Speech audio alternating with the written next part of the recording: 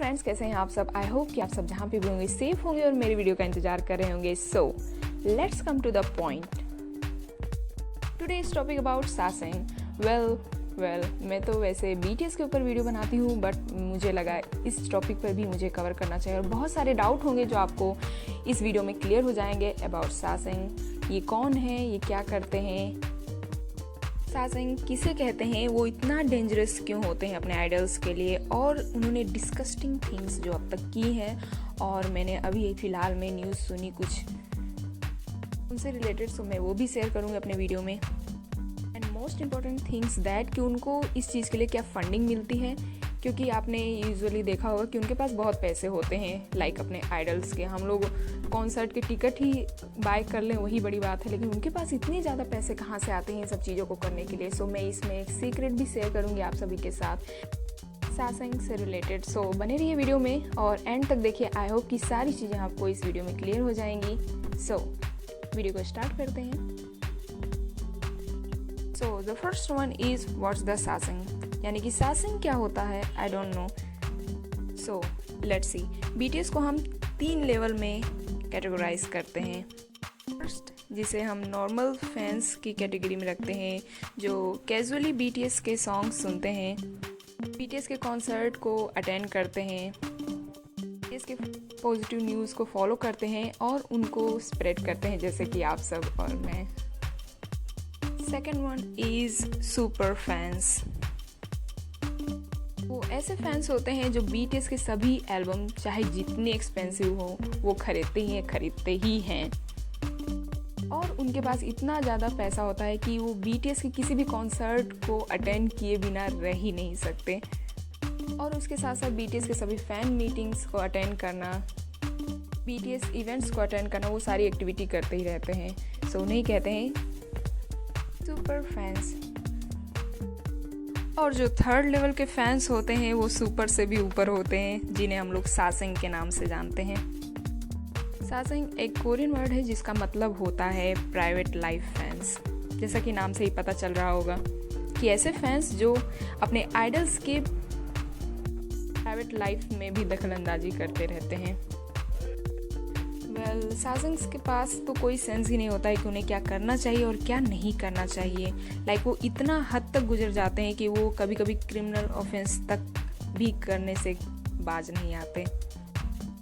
For example, K-pop celebrities के house और dormitory में ताक झाँक करना, उनके प्राइवेट पिक्चर्स को क्लिक करना, उनके वीडियोस बनाना, वो भी बिना किसी इजाज़त के, और आइडल्स की पर्सनल से पर्सनल छोटी से छोटी इन्फॉर्मेशन को कलेक्ट करना जो शायद आम फैंस के बीच में सर्कुलेट नहीं होती हैं या हम लोगों को पता भी नहीं है। सबसे ज़्यादा हद तो तब हो जाती है जब सासेंग्स अपने आइडल्स के फैमिली तक भी वो पहुंच जाते हैं और उनको थ्रेट्स देने लगते हैं। वाई कि आइडल्स को अपने फैमिली के बारे में टेंशन लगा रहता है।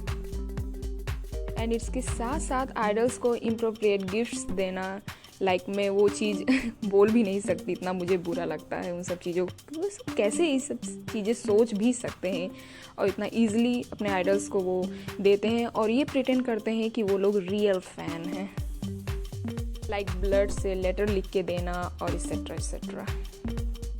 क्या आपको पता है आखिर BTS को इतना ज़्यादा प्राइवेसी क्यों दी जाती है? लाइक हम वही चीज़ें, वही पिक्चर्स और वही वीडियोस देख पाते हैं जो BTS ऑफिशियली या पब्लिकली देते हैं।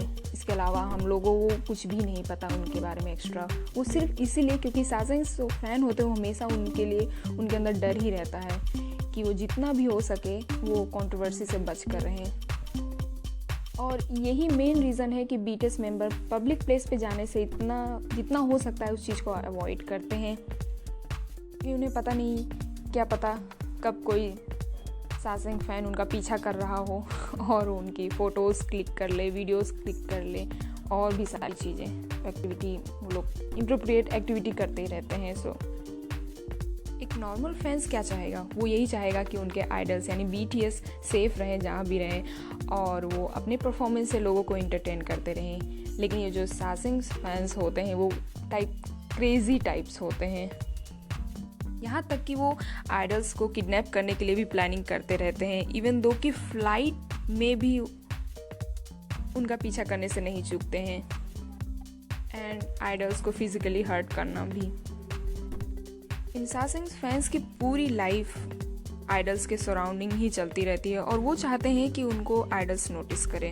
आई डोंट नो ऐसा करने से कोई नोटिस करेगा। Next one is sasaeng's work. अब आप लोगों के दिमाग में ये चल रहा होगा कि वो लोग अपने लाइफ में कुछ नहीं करते हैं तो उनके पास इतना पैसा कहाँ से आता है। और तो I tell you the secret of sasaeng. Basically इनका एक ग्रुप बना होता है जिसमें एक लीडर होता है जो इन सासेंग इनसे आइडल्स के बारे में सारी इन्फॉर्मेशन को लेकर सेल करता है, यानी कि उन्हें बेच देता है पैसों पर। और बेसिकली यही रीज़न होता है कि इनके पास बहुत पैसा होता है। सो आपको यही लग ही गया होगा कि ये फैंस तो नहीं हो सकते जो अपने आइडल्स के प्राइवेट से प्राइवेट चीज़ों की फ़ोटोज़ और वीडियोज़ को क्लिक करके उन्हें बेच दें। इवन दो कि अगर आपके पास बहुत सारे पैसे हैं, यानी कि आप रिच हैं, तो आप पैसे देकर अपने फेवरेट आइडल्स के पर्सनल चीज़ों के बारे में, इंफॉर्मेशन के बारे में उनसे वो चीज़ें खरीद सकते हैं। वेल, मैं तो ऐसा कभी ना करूं कि अगर कोई भी चीज़ उन्हें हर्ट कर मुझे मिल रही हो तो मुझे इन सब चीज़ों की कोई ज़रूरत नहीं। एंड आई एम श्योर कि आप लोग भी ऐसा नहीं करेंगे। इसमें सबसे ज़्यादा इंटरेस्टिंग थिंग ये लगी मुझे कि आप पैसे देकर उनके फ़ोन नंबर भी ले सकते हैं, यानी BTS के फ़ोन नंबर्स आप पैसे देकर ले सकते हैं। ये सच है, but as you know that कि प्राइवेसी बहुत ज़्यादा होने की वजह से कुछ हो नहीं सकता और ये इल्लीगल भी है। सो नहीं लोगे, क्योंकि इन सब सारी चीज़ों की एक्टिविटी की वजह से आपके आइडल्स को ही हर्ट होगा। As you already know that कि BTS सबसे ज़्यादा पॉपुलर हैं एंड इन सासेंग्स की नज़र हर वक्त उन पर रहती है। So let's have look. एक बार BTS ने जब अपने कॉन्सर्ट के लिए जब वो जा रहे थे, वो जिस प्लेन से जा रहे थे उसमें ऑलरेडी एक सासेंग फ़ैन बैठी हुई थी एंड वो वी के बगल में ही थी, बिल्कुल एज अ कैजुअल वे में बैठी थी। ऐसा लग रहा था कि वो सासेंग है ही नहीं, तो इस चीज़ के बारे में बिल्कुल भी पता नहीं था। एंड उसने वी जब सो रहा था तो उसके साथ अपनी पिक्चर्स क्लिक की। जब वो लोग एयरपोर्ट पे पहुँचे तो काफ़ी दूर तक उसने उन लोगों का पीछा भी किया। देन बाद में पता चला कि वो सासेंग फ़ैन है। देन उसको पकड़ा गया एंड देन जो भी होना होगा उन्होंने किया। देन उसके बारे में डिटेल्स निकाली गई और जब उसका नाम पता चला तो जितने भी सारे कॉन्सर्ट थे, फ़ैन मीटिंग थी, उन सभी से उसका नाम हटाया गया। एंड अब आप सोच रहे होंगे कि आखिर फ़्लाइट के बारे में इतना ज़्यादा पर्सनल इन्फॉर्मेशन इन लोगों को कैसे पता चल जाती है। इतनी सारी इन्फॉर्मेशन वो खरीदती हैं, यानी कि एयरलाइंस के वर्कर को पैसे पे करती हैं ताकि वो उसके बारे में इन्फॉर्मेशन निकाल सकें। एंड अगर मैं क्वेश्चन करूँ कि क्या आइडल्स के मोबाइल नंबर के बारे में आपको पता है? प्रॉबेबली नहीं पता होगा। BTS, EXO, BLACKPINK, twice and ETC मुझे भी नहीं पता है, लेकिन इन सासेंग्स के पास उनका नंबर होता है। दैट्स वाई कि हर वक्त इनको अपना नंबर जो होता है वो चेंज कराना पड़ता है। या नेक्स्ट हम बात करते हैं कि आखिर बिग हिट एजेंसीज़ होती हैं, जितने भी सारे एंटरटेनमेंट एजेंसीज़ होती हैं वो क्या करती हैं। बेसिकली जितनी भी सारे एंटरटेनमेंट एजेंसीज़ होते हैं, यानी कि जैसे कि बिग हिट एजेंसी हुआ, तो ये इन लोगों की लिस्ट बनाती हैं एंड ऐसे लोगों को ब्लैक लिस्ट कर दिया जाता है, यानी कि ना ही वो कॉन्सर्ट में जा सकते हैं, ना ही वो BTS के किसी भी फ़ैन मीटिंग को अटेंड कर सकते हैं, ना ही उनसे पर्सनली मिल सकते हैं या आसपास घूम भी सकते हैं, ना ही BTS से रिलेटेड जितने भी सारे परफॉर्मेंस होते हैं या आइडल्स से रिलेटेड जितने भी सारे परफॉर्मेंस होते हैं वो उन्हें अटेंड कर सकते हैं। यही हुई उनकी सज़ा। मुझे लगा कि ये तो बहुत छोटी सी चीज़ है, बट अब क्या कर सकते हैं। The next point is how to find sasaengs. Basically अगर मैं बोलूँ तो ऐसा कोई भी एग्जैक्ट वे नहीं है जिससे आप रियल फैंस और सासेंग्स फैंस में अंतर कर सको।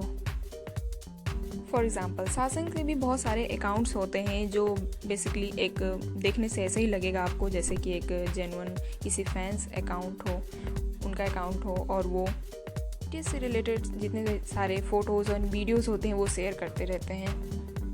बट कुछ चीज़ें हैं जिसे हम क्लियरफाई कर सकते हैं कि ये सासेंग है या नॉर्मल फैंस है।